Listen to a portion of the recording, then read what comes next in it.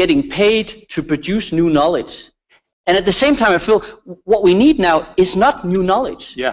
The knowledge is already there. The ideas are already there. So it's just a matter of sort of picking the ideas and then repeating them. But that doesn't count as research because that's not new knowledge. Yeah.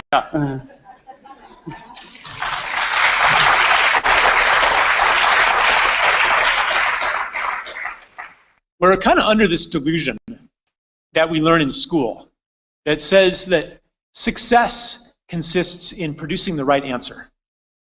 In school, you produce the right answer, you give it to your teacher, and you get an A. But here, left-leaning academia has been producing the right answer for centuries, you know. Like you can read Noam Chomsky or read like all of these fairly accurate accounts of what's wrong in the world. And like there's vast bodies of writing about what to do with it too. That I mean, maybe, you know, I offer some solutions in this book, and most of them aren't original. You know, I'm pulling them from other places, and there's other solutions out there in every realm. You know, how should we run an energy system? You know, how should we run an industrial system? How should we run a money system? How should we do all of these things? The answers are already out there, but perhaps changing the world does not, contrary to what we've learned in school, consist in producing the right answer. Maybe it's more important to be able to tell a good story.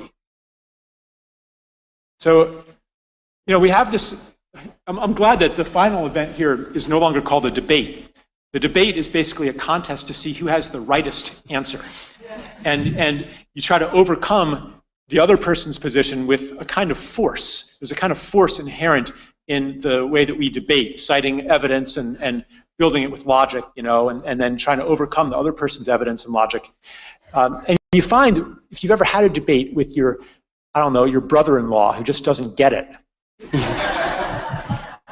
it does, like, you can't actually win that way. But how do we create change in the world? One way is to disrupt the stories that people are living in. One way to do that is to give them experiences that don't fit into those stories.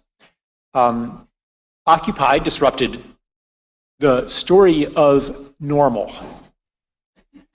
The story that there's no other way to do things, maybe. The story that everything's fine around here. So I think that's why it was so powerful. It's a disruptor of the story.